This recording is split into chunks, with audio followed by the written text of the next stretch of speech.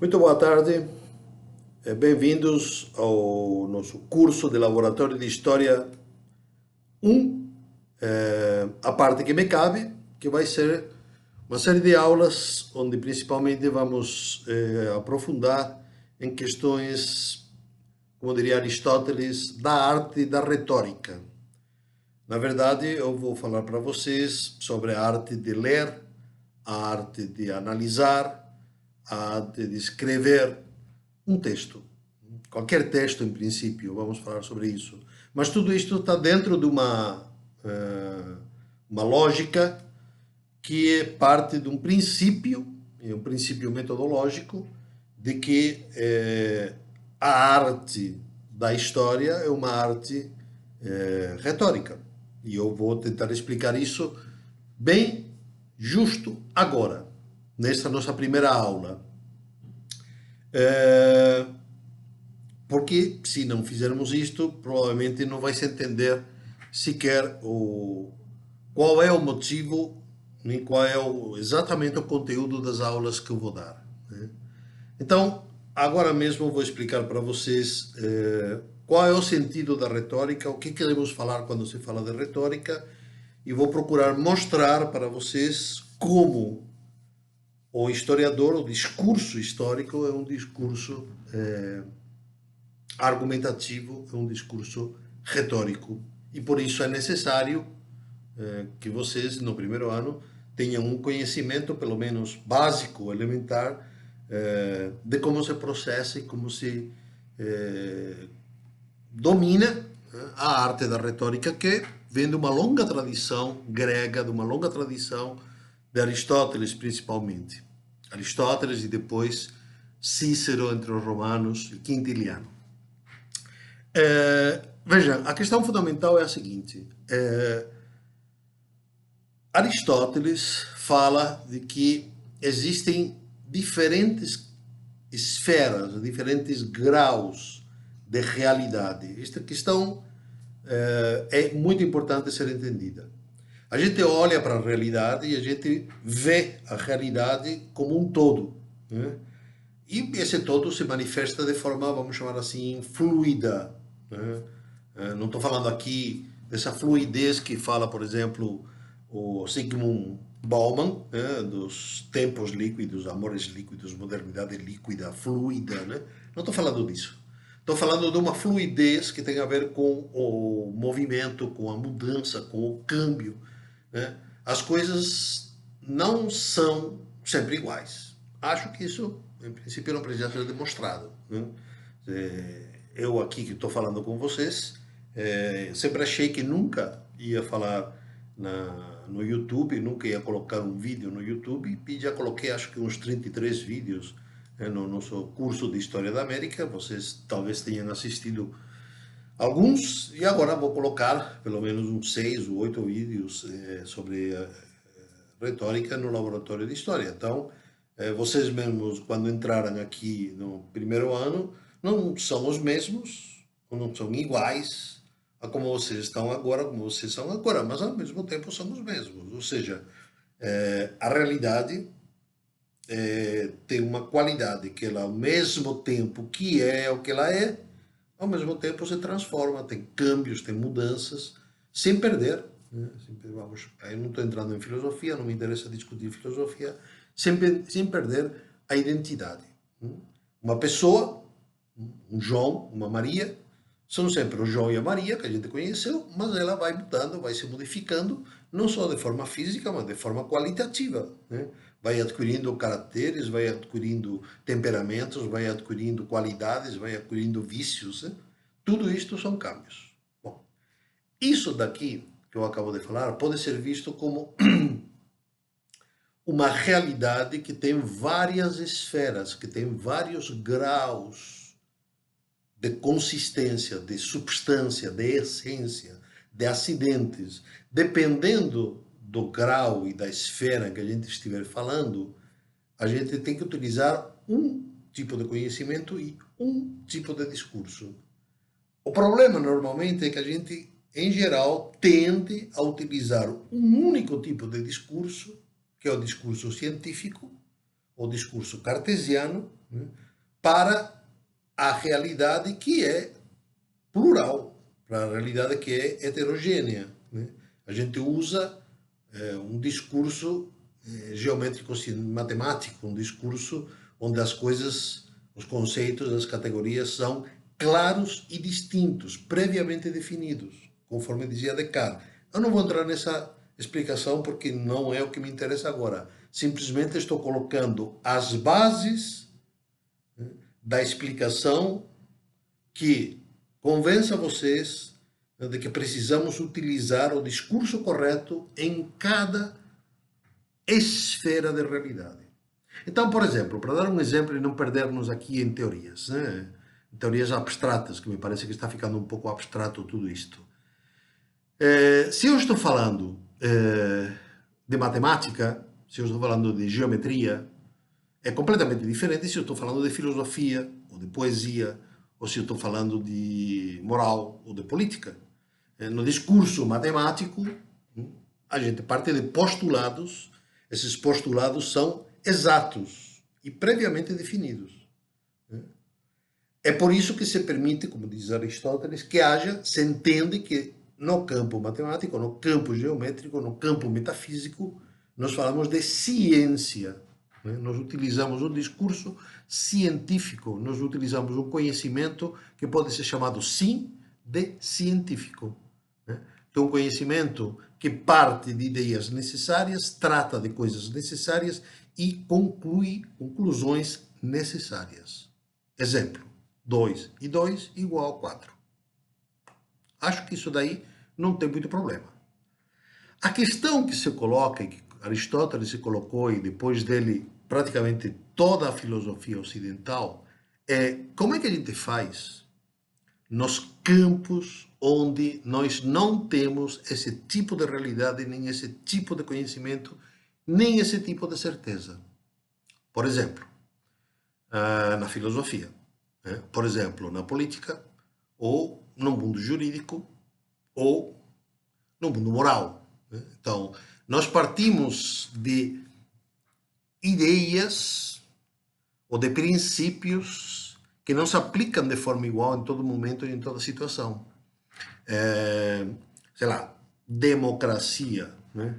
Aí eu posso definir a democracia é um meio de participação política por meio do qual os cidadãos votam, etc, etc, etc. Perfeito? Eu faço uma definição bonitinha do que é democracia. Mas, claro, se eu chego com essa definição e eu fico olhando, por exemplo, para as eleições brasileiras, eleições norte-americanas, eleições venezuelanas, eleições espanholas, atuais. Talvez de repente a gente comece a ver que, puxa, é um pouco complicado esse negócio, não é a mesma coisa, não dá para dizer que dá para se aplicar o mesmo princípio, a mesma definição, a mesma categoria, né, em todas essas diferentes circunstâncias históricas, sociais, políticas. Por quê? Porque o campo do político, assim como o campo do jurídico, assim como o campo do moral, por exemplo, para dizer 3 campos em que tudo isto se aplica, né? São coisas contingentes, não necessárias. Né? Quer dizer, 2 e 2 igual a 4 é necessário. Agora, o que é melhor? O que é melhor? Que o Estado cuide da saúde de todo mundo? Sim. Como? Poxa, então a gente pode fazer um SUS, pode fazer um sistema canadense, pode fazer um sistema Obamacare, pode fazer um sistema Trump. Então, há muitas formas, e aí você fala, puxa, mas esse sistema funciona pior, melhor, ou mais ou menos comparado um com o outro. Inclusive, pode ser que todos nós aqui não concordemos com qual é o melhor sistema. Né? Então, não há como chegar a uma ciência em torno às questões políticas, às questões de saúde, por exemplo, saúde, imaginem, né? O que nós temos são opiniões. Dizem né, que é científico, não? Mas tem um monte de cientistas que falam A e um monte de outros cientistas que falam B e um monte de outros que falam C, P, Q, R, sei lá. Tem um monte de gente diferente, com um monte de opiniões, e há muitas coisas que não estão testadas, que não estão conferidas, até porque a realidade não permite. Vocês percebem que existe um grau de realidade, existe uma, uma, uma esfera de realidade que é assim, a vacina. Será que a vacina vai estar testada convenientemente? Será que a vacina russa vai ser melhor que a coreana ou melhor que a chinesa? Será que a vacina, do jeito que está sendo tocado o negócio, é 100% garantido? Você deixaria que seu filho fosse vacinado? Você não esperaria pelo menos um ano para ver? Ou 6 meses? Ou 3 meses? Você seria dos primeiros que tomariam a vacina? Enfim, vejam, eu estou pegando casos e circunstâncias e realidades aleatórias da vida, né, para mostrar para vocês que em todo esse terreno, toda essa esfera de realidade, essa realidade não é o mesmo tipo de realidade da matemática, nem da metafísica, nem da geometria. É um outro tipo de realidade. A gente não pode ter o mesmo tipo de discurso, não pode ter o mesmo tipo de conhecimento e não pode ter o mesmo tipo de certeza. Isto que me parece assim básico, a maior parte das vezes é esquecido completamente por quase todas as pessoas, mas muito preocupantemente pela maior parte dos historiadores. Porque, reparem, em todo esse campo, estamos falando do campo do filosófico, do jurídico e do moral, e do econômico e do social, vai, para colocar 5 campos. Em todos esses campos, o que nós temos são opiniões. É isso que falava Aristóteles. Nós temos opiniões, nós temos, não é palpite. Palpite é uma opinião sem fundamento. Uma opinião sem fundamento. O cara fala um negócio, acha que isso aí, porque dá na cabeça dele, ele fala e pronto. E se chama de opinião. Mas é chute, é palpite. Agora, existem opiniões fundamentadas. Existem opiniões muito bem pensadas. Existem opiniões muito bem argumentadas. E essas opiniões não conseguem ser científicas porque a realidade não permite que seja científica. Para chegar a um consenso científico 100% sobre a melhor vacina, provavelmente vamos ter que esperar 3 anos. Acontece que a gente não tem como esperar 3 anos, porque vai morrendo gente. Mas, em termos epistemológicos, nós temos opinião fundamentada. Quer dizer, então, a Pfizer, ou a Moderna, né, ou as diferentes empresas farmacêuticas estão fazendo os seus testes, eles vão apresentar os testes, vão dizer o que fizeram, quanto foi testado, quanto foi de um jeito ou de outro. A gente vai, eles vão se argumentar. Eles vão se argumentar, não é correto, desculpem. Eles vão se fundamentar em argumentos e em provas, mas que mesmo assim elas não são completamente científicas 100%. Então, sobre tudo isto daqui que eu acabo de falar, o que nós temos são opiniões, né? O reino da opinião é o reino da realidade fluida, da realidade contingente, onde as coisas são de um jeito, mas poderiam ser de um outro jeito. Então, do que se trata? Uma vez que eu coloquei isto, que vejam, isto aqui é a realidade, o conhecimento e o discurso. Do que se trata? Se trata do seguinte: como é que eu convenço alguém se eu estou neste terreno da realidade? Se eu estou na área matemática, eu convenço através de uma demonstração, de uma prova. Agora, quando eu estou num outro terreno, eu estou no terreno da opinião, como é que eu convenço? Eu convenço por meio da argumentação. Quer dizer, o que faz, o que gera credibilidade em vocês é que a aula que eu estou dando está fundamentada. Ou não. Não estou falando que vocês concordem ou não com o meu argumento. Isso é um segundo passo.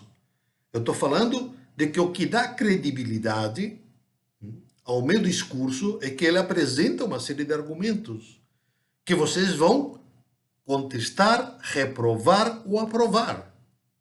Mas essa esfera do argumento é fundamental, porque não há outra forma de convencer a não ser por argumentos.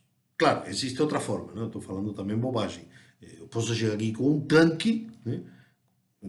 Tem gente que acredita que essa é a melhor forma de convencer. Eu chego com a força, eu chego no grito, eu chego, por exemplo, hoje em dia, né? Hoje em dia as redes sociais, né?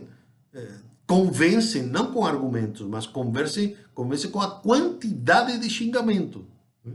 Ou com a quantidade de reprodução do mesmo, mais do mesmo, mais do mesmo, mais do mesmo, a gente fica acreditando que é isso mesmo. Mas isso que falou Goebbels, dizendo que basta você dizer uma mentira milhões de vezes, o pessoal vai acreditar.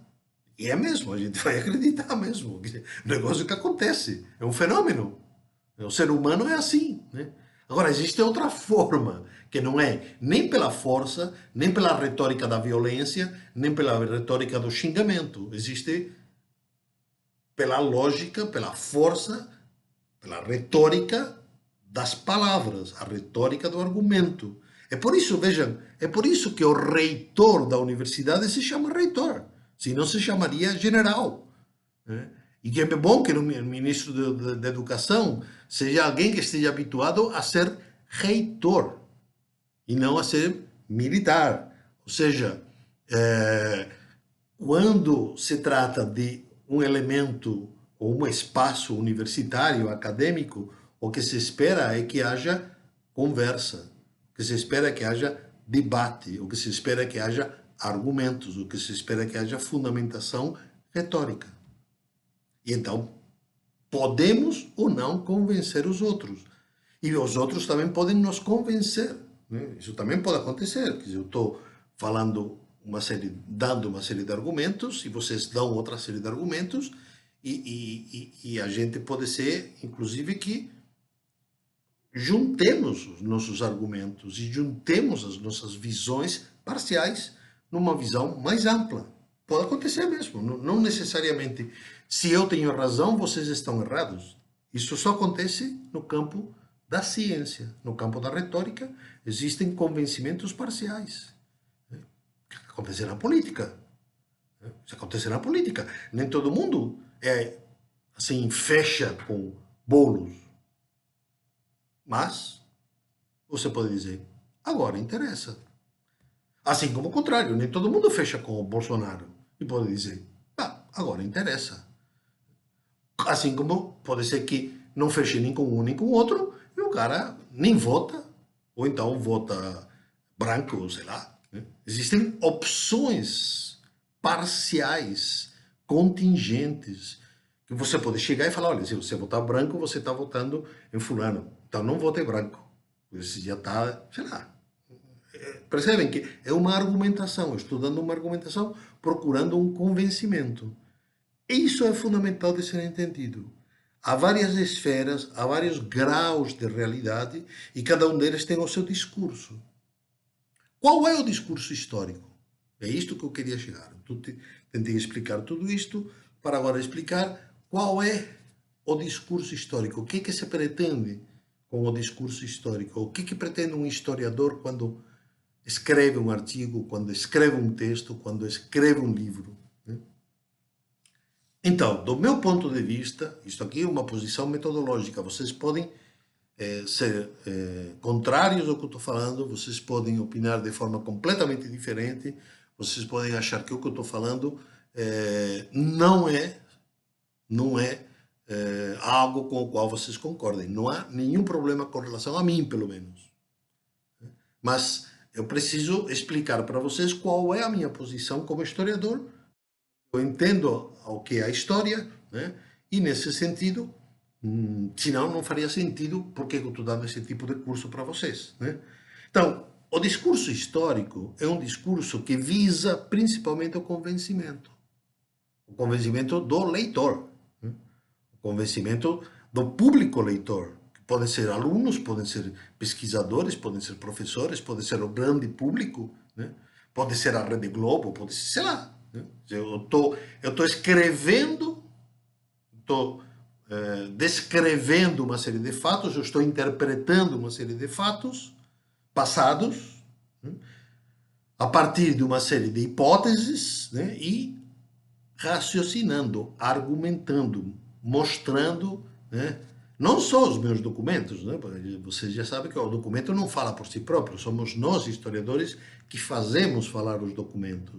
Então, eu dou a minha argumentação, é uma argumentação retórica, né, eu explico e eu junto documentos com interpretação, interpretação com modelo teórico com uns pressupostos, umas teses, umas hipóteses, né? Então, eu vou fazendo esse jogo argumentativo, posso fazer melhor ou pior, por isso que me parece que é uma arte, posso fazer melhor ou pior, e então eu posso convencer mais ou menos a cada um de vocês. Essa é a função do historiador, me parece. Esse é o papel do historiador. Né? Não existe uma história científica. Não existe uma ciência da história. Tudo bem, se vocês querem, se podem chamar, não, mas é ciência sim, porque tem método. Claro, claro. Hoje em dia, se não tiver método, você não tem mais nada. Não tem mais nada para efeitos, vamos chamar assim, acadêmicos, universitários. Método é método. É um caminho, uma forma de você juntar os fragmentos, juntar as análises conforme um ponto de vista, conforme um viés e de acordo com um processo que, pelo menos, a grande maioria dos outros historiadores, estamos falando aqui de historiadores, admitem como válidos. Né? Então, isso é um método. Né? Agora, o fato de que seja metodológico, do meu ponto de vista, não significa que só pode se chamar de ciência. A arte também tem um método. E o método, neste caso, é um método retórico. E método retórico significa que eu coloco toda a minha força de persuasão, toda a minha força de convencimento nos argumentos. Nos argumentos. E existem muitos tipos de argumentos. E dependendo dos argumentos que eu utilizar de uma maneira ou de outra, né, a minha retórica é mais forte, a capacidade ou a possibilidade de eu convencer é maior ou menor. Então, tem livros de historiador que não me convencem. Tem livros de historiadores que me convencem mais do que outros. Tem livros que me convencem mais ou menos, mas fiquei sabendo que surgiu um outro livro, estou lendo e de repente estou começando a colocar em questionamento, né, os argumentos que o outro livro me dava. Isso é o que acontece, me parece, em todo o processo histórico, todo o processo de produção da história, da historiografia. Né? Então, praticamente já levamos quase meia hora. Né? Eu espero ter explicado, né, o que eu me propus fazer nesta primeira aula de apresentação. Né? Vou tentar resumir o que eu pretendia fazer nesta primeira aula. Eu queria primeiro explicar para vocês, né, por que eu decidi, dentro do laboratório de História, colocar uma base de conhecimento do método retórico. Né? Então, como é que vamos fazer isto? Nós vamos fazer isto através de, chamar assim, 3, 4 aulas que vão ser que eu chamei de arte de ler, chamei a arte de analisar, a arte de escrever. Né? Então, são diferentes formas, né, de trabalhar com a retórica visando o convencimento, a convicção de quem? Primeiro a própria, né? Quer dizer, eu estou falando isso para vocês porque eu realmente estou convencido disto. Primeiro a convicção própria, depois a convicção dos outros. Né? E isto me parece que é o básico do discurso histórico. Então eu tentei, como que eu fiz isso? Eu tentei explicar para vocês primeiro os diferentes graus de realidade, as diferentes esferas de realidade, como para essas esferas diferentes de realidade há diferentes formas de conhecimento e para cada forma de conhecimento temos diferentes formas de discurso. Né? Então uma coisa é o discurso científico, outra coisa é o discurso retórico. Um está baseado na ciência, outro está baseado na opinião. Que opinião não é chute. Então, para isso, para que tudo isto faça sentido, é preciso que vocês aprendam diferentes formas de arte, né? Ou então que vocês aprendam a retórica nas suas diferentes formas, né? Que é assim, vocês vão fazer uma prova, vocês precisam saber escrever. Se não, vocês escrevem coisas que não têm nem pé nem cabeça. Vocês vão ler um texto, vão ler um documento, vocês vão ler um livro, vocês vão ler uma fonte, vocês vão ler um PDF. Vocês têm que saber ler. Grande parte do problema das provas é que vocês leem, mas como vocês não sabem ler, tem uma técnica, tem um método para isso aqui. Super conhecido. Se vocês não fazem isso, fica muito difícil aprender. Depois, trabalhando, né, a forma de ler, a forma de escrever e a forma de pensar, que eu não falei também, né?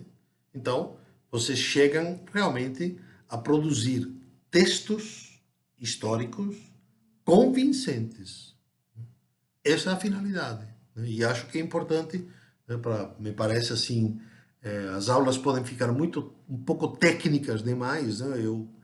Eu realmente não gosto tanto dessas partes, né? Porque fica muito repetitivo às vezes, então pode ficar um pouco...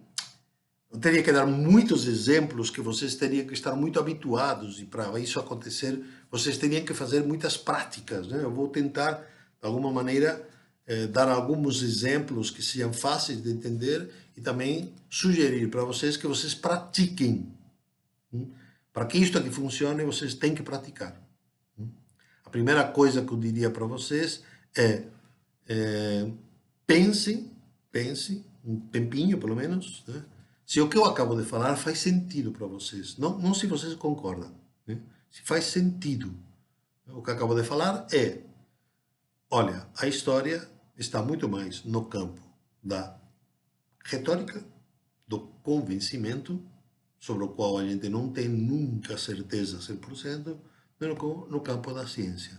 Eu sei que talvez vocês vão dizer, puxa, mas isso de ciência, então chama-se de ciência humana. Tá bom. Se por ciência humana vocês entendem um tipo de conhecimento metódico, metodológico e retórico, perfeito, não há nenhum problema. Estamos falando o mesmo. Agora, se por ciência e por método científico vocês entendem que a gente vai chegar a um tipo de conhecimento que é assim, o sentido da colonização, pronto, é esse daí, não tem mais opção. Ou aquele negócio assim, quando acontece de vez em quando alguns historiadores que falam que fulano de tal escreveu a história definitiva. Bom, quando começa a falar assim, dá um pouco de desespero, né? Então, acabou a história. Então é assim, não, isso não acontece nunca. Não existe nenhum texto definitivo. Não existe nenhum texto histórico, pelo menos, né, ou político, definitivo. É sempre textos retóricos, melhor ou pior argumentados, que convencem mais ou convencem menos. Bom, isso era o que eu queria falar para vocês nesta primeira aula. Espero que vocês se interessem. Estamos começando agora. Eu irei subindo no YouTube e deixando no meu blog. Vocês poderão procurar lá o Laboratório de História 1. É só procurar no meu blog pessoal, que vocês já conhecem, no WordPress. Tá bom? Muito boa tarde.